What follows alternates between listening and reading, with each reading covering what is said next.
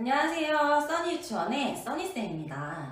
신학기 준비 잘하고 계신가요? 이제 곧 새로운 아이들과 학부모님들을 만나게 될 텐데요. 설레이는 마음과 걱정되는 마음이 공존하실 거라 생각해요. 더 편안한 한 해를 보낼 수 있도록 이번 영상에서는 학부모님과 신뢰관계를 잘 맺는 방법에 대해 알려드리도록 할게요.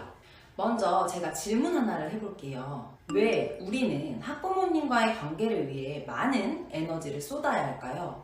안 그래도 기관에 적응하랴, 여러 업무 소화하느라 바쁜데 라는 생각이 들 수 있어요. 그런데 학부모님과 신뢰관계를 잘 맺지 않으면 사소한 거에도 부모님의 요구가 많아지기 마련이고, 아이가 다쳤을 때 선생님에 대한 컴플레인이 더 강하게 들어올 수 있어요. 즉, 나중에 어떤 업무보다 관계를 위해 애써야 하는 시간과 에너지가 더 많이 필요하게 된다는 거예요. 요즘은 심한 경우 아이가 다친 일로 소송까지 이어지기도 하더라고요. 같은 상황이 생겼을 때 신뢰관계가 잘 맺어진 상태라면 컴플레인이 아닌 선생님이 많이 놀라셨겠어요. 아이들끼리 놀다 보면 다칠 수도 있죠. 라며 오히려 교사의 마음을 달래주는 부모님의 반응으로 돌아올 수 있어요. 그래서 지금부터 부모님과 유대관계를 잘 맺는 방법에 대해 알려드리도록 할게요.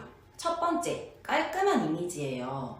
처음 아이를 맡기는 부모님들은 나라는 사람에 대한 데이터베이스가 거의 없는 상태이기 때문에 초반에 보이는 내 행동, 말투 하나하나를 보며 나라는 사람을 판단하게 될 거란 말이죠. 그런데 밝은 염색머리, 짧은 스커트, 긴 손톱 등의 모습을 보인다면 가벼운 이미지로 생각할 수 있어요.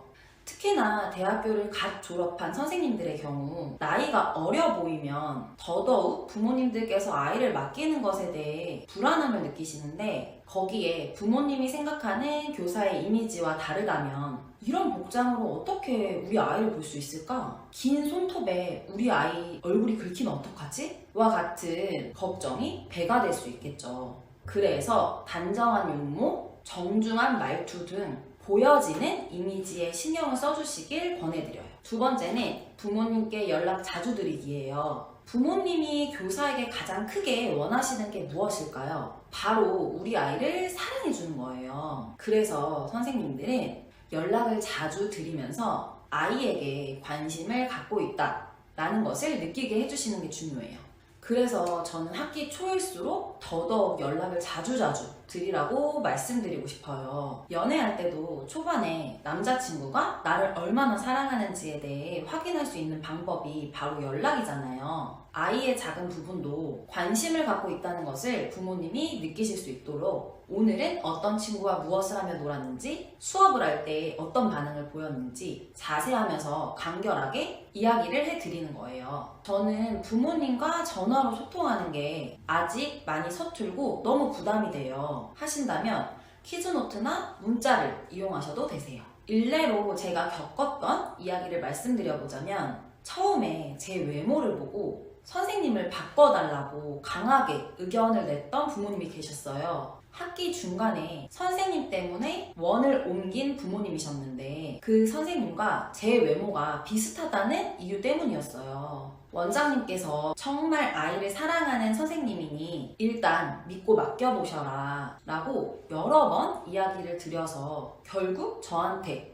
맡기셨거든요. 이 이야기를 원장님께 전달받은 제가 처음에 얼마나 부담감이 컸는지 몰라요. 그런데 또 한편으로는 피할 수 없으면 즐겨라. 그래, 내가 이 어머니 마음에 꼭 들리라는 도전의 마음도 생긴 거죠. 그래서 아이의 하루 일과 친구와의 작은 부딪힘, 갈등 등 제가 이 아이에게 관심과 사랑을 갖고 있다는 것을 부모님이 느끼실 수 있도록 자주자주 연락을 드렸어요. 그렇게 몇 개월이 지나고 2학기 상담 때 어머님이 직접 입으로 고백해 주시더라고요. 사실 이런저런 일이 있어서 선생님에게 우리 아이를 맡기는 게 불안했었다. 그래서 원장님께 교사를 바꿔달라고 했었다. 그런데 이제는 너무 마음이 편하다. 예뻐해 주셔서 정말 감사하고 편견을 가졌어서 미안하다 라고 말씀해 주시는데 얼마나 보람이 크게 느껴졌는지 몰라요. 처음에 느껴졌던 부담감,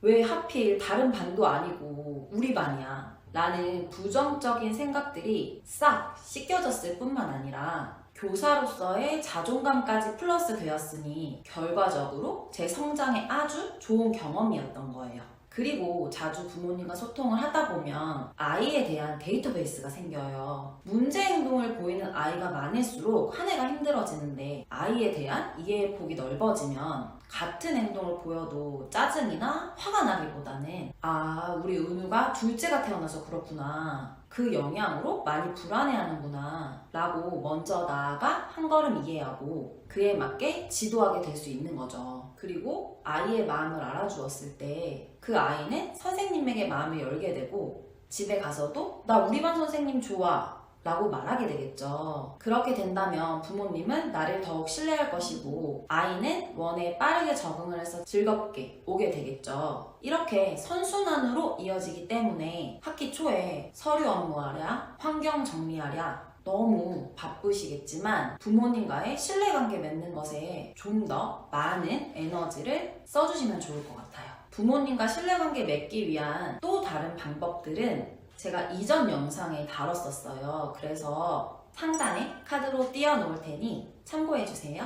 그리고 신학기에 보면 도움이 될 영상들도 재생 목록에 제가 따로 모아놨어요. 시간 날 때마다 틈틈이 보시면 많은 도움이 되실 거라 생각합니다. 이렇게 해서 학부모님과 신뢰관계 맺는 방법에 대해 알려드렸는데 도움이 되셨나요? 처음엔 이 과정이 피곤하게 느껴질 수 있지만 결국엔 나를 위해서 아주 튼튼한 길을 다져놓는 것이라는 거 잊지 마시고 부모님께 연락드리는 것을 기쁜 마음으로 하셨으면 좋겠어요. 본 영상이 유익하셨다면 구독, 좋아요, 알림 설정까지 해주시는 센스 잊지 마시고요. 우리는 다음 영상에서 만나도록 할게요. 오늘도 끝까지 봐주셔서 감사합니다.